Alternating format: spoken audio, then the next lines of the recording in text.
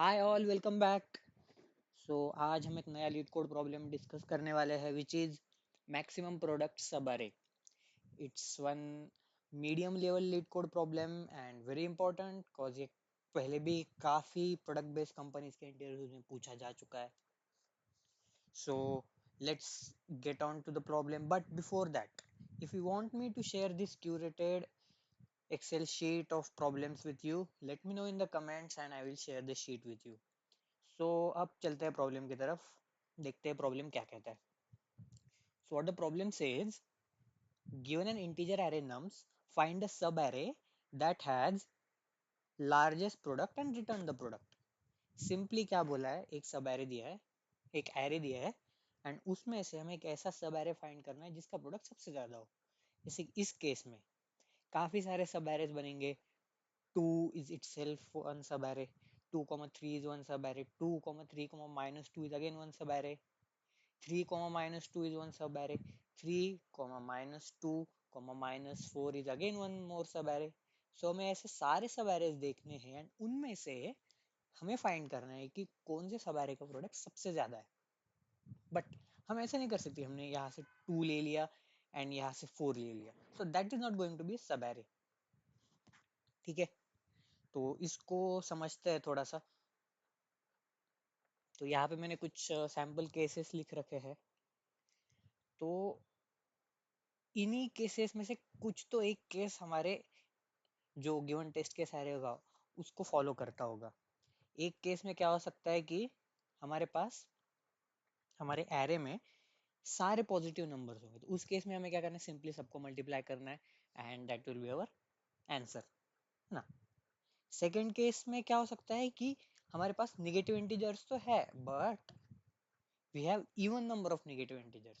So in this case minus 3 into minus 2 is going to be 6, that is positive. So in this case also हमें simply सब को multiply करना है and we will get our answer. Third case में क्या हो सकता है कि हमारे पास odd number of negative integers है। ठीक है, तो उस केस में हम क्या कर सकते हैं, लेट अस से कर लेता हूं मैं। अभी हमने यहाँ से स्टार्ट किया, first we will have 2, then multiply 2 by 3, 2 into 3 we will have 6, then अगर 6 को minus 2 से multiply करें it will give minus 12, minus 12 into 4 we will have minus 48। तो इस केस में हमारा जो मैक्सिमम सब एरे है, मतलब मैक्सिमम प्रोडक्ट कौन सा सब एरे दे रहा है हमें, ये वाला, है ना।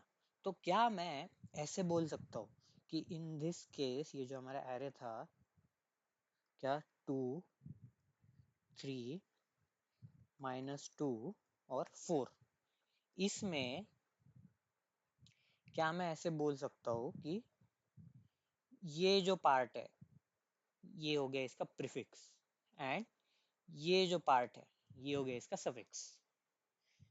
तो हमें मतलब क्या करना है, बेसिकली जो निगेटिव इंटीजर आ रहा है उसको एक्सक्लूड करना है। तो हमारा जो आंसर वाला सब एरे होगा that will be either from the prefix और फ्रॉम द सफिक्स, क्योंकि इससे तो हम किसी भी इंटीजर किसी भी प्रोडक्ट को मल्टीप्लाई करेंगे तो वो आएगा नेगेटिव। ठीक है, तो ये चीज क्लियर हो गई कि अगर हमारे पास एक नेगेटिव इंटीजर आ रहा है जैसे यहाँ पे, तो इन दैट केस हम क्या करेंगे, उसका प्रीफिक्स चेक करेंगे एंड सफिक्स चेक करेंगे and simply will get the sub array which will have maximum product. अब और एक सिचुएशन जो हमने देखी नहीं वो क्या है कि अगर हमारे जो गिवन एरे है उसमें अगर जीरोस आते हैं तो उस केस में क्या होगा कि हम कितना भी मल्टीप्लाई करते जाए बट यहाँ पे अगर हम किसी भी वैल्यू को जीरो से मल्टीप्लाई कर दे तो our entire answer is going to be zero. ठीक है, तो देखते हैं इसको किस तरीके से हम सॉल्व कर सकते हैं। सबसे पहले मैं क्या करूंगा, मैं दो वेरिएबल्स डिफाइन कर सकता हूँ। एक मेरा होगा प्रीफिक्स जिसकी वैल्यू मैं मिनिमम एकदम स्टार्टिंग में रखूंगा मिनिमम, मिनिमम वैल्यू रख दी मैंने इसकी। देन मेरे पास होगा सफिक्स, इसकी वैल्यू, इन दोनों की वैल्यू 1 कर लेते हैं। चलो, इसकी वैल्यू 1, सफिक्स की वैल्यू 1। अब मुझे पता है कि प्रीफिक्स किस तरीके से फाइंड होगा। जो प्रीफिक्स का मल्टीप्लिकेशन है, that how are we going to do. Prefix multiplied by array of, मतलब आयत पोजीशन पे जो स्टार्टिंग से है, दैट। इस तरीके से हम अपना प्रीफिक्स कैलकुलेट करेंगे। एंड सफिक्स के लिए मुझे पता है मुझे एंड से स्टार्ट करना है, so it will be suffix star array of n minus I minus 1। N is यहाँ पे हमने पकड़ा है कि लेंथ है हमारे टोटल एरे की। ठीक है, अब हम क्या करेंगे, इन दोनों में चेक करेंगे कि which one is maximum. And जो भी मैक्सिमम होगा हमारे प्रीफिक्स एंड सफिक्स के बीच में, that is going to be our max product. Simple as that. अब रही जीरो की कंडीशन। अगर मैं मल्टीप्लाई करते जा रहा हूँ प्रीफिक्स वाला पार्ट एंड मुझे कहीं पे जीरो आ जाता है, तो दैट मीन्स हमने इसके पहले तक की जितने भी मल्टीप्लिकेशंस किए, that are of no use. So अगर कहीं पे मुझे, यहाँ पे समझो, अगर कहीं पे मुझे मल्टीप्लिकेशन का प्रीफिक्स जीरो आता है या फिर सफिक्स भी जीरो आता है, तो उस जहाँ पे मुझे प्रीफिक्स जीरो मिलेगा वहाँ पे मैं प्रीफिक्स को रीसेट कर दूंगा 1 से। सिमिलरली जहाँ पे सफिक्स जीरो मिलेगा वहाँ पे सफिक्स को रिप्लेस कर दूंगा 1 से। And our iteration will go on.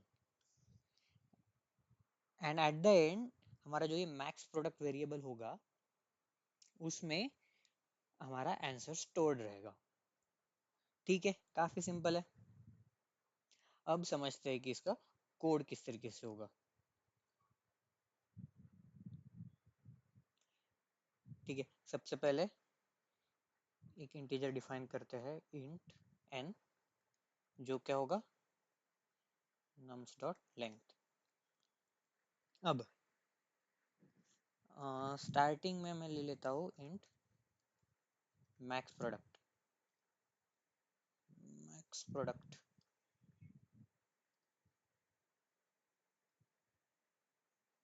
ठीक है, एंड इसमें स्टार्टिंग में हम फर्स्ट वाला एलिमेंट स्टोर कर लेते हैं, जिससे एक बेस केस हैंडल हो जाएगी कि अगर एक एलिमेंट रहा तो क्या।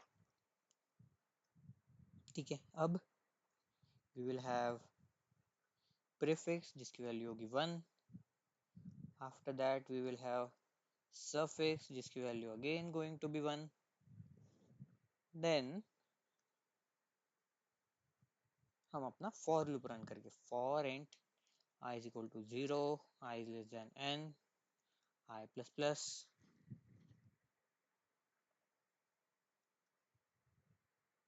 अब सबसे पहले हम क्या चेक करेंगे, इफ कहीं पे अगर प्रीफिक्स 0 आता है तो हम क्या करेंगे, प्रीफिक्स को 1 कर देंगे। सिमिलरली इफ अगर सफिक्स 0 आता है तो हम सफिक्स को भी 1 कर लेंगे। ठीक है, अब जैसे कि हमने डिस्कस किया था, प्रीफिक्स किस तरीके से फाइंड होगा, prefix is equal to prefix multiplied by nums of I। ठीक है, एंड सफिक्स किस तरीके से कैलकुलेट होगा, suffix into nums of n minus I minus 1। जैसे स्टार्टिंग में I 0 तो प्रीफिक्स होगा nums of 0 एंड सफिक्स आएगा nums of n माइनस 1, मतलब जो लास्ट पोजीशन पे एलिमेंट है वो वाला। ठीक है, हमने दो अलग अलग प्रीफिक्स एंड सफिक्सेस कैलकुलेट कर लिए हैं फॉर एवरी पोजीशन। अब हम क्या करेंगे, we will update the value of max product, जो क्या होगा math.max, math.max किसका, जो हमारा इनिशियल मैक्स प्रोडक्ट, यार इनिशियल मैक्स प्रोडक्ट है वो, comma math.max prefix comma suffix. Okay, तो अब हमारा जो मैक्स प्रोडक्ट वेरिएबल है उसमें, जो हमने यहाँ पे डिफाइन किया था, उसमें हमारे आंसर की वैल्यू स्टोर हो गई है। ठीक है, I think this is it, this should work. At last we will return product. I think this is it. चलो इसको एक बार रन करके देखते हैं।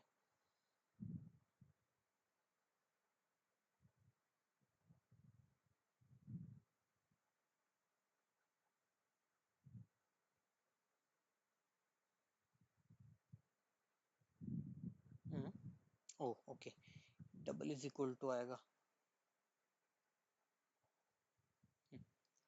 इसको रन करते हैं।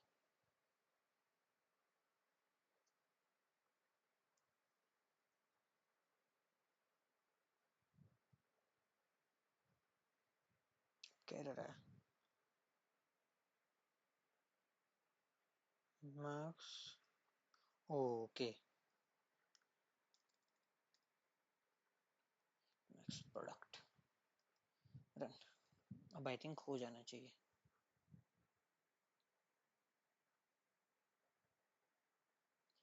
ठीक है, तो यहाँ पे हमारे दोनों टेस्ट केसेस सक्सेसफुली रन हुआ है। अब इसको सबमिट करके देखते हैं।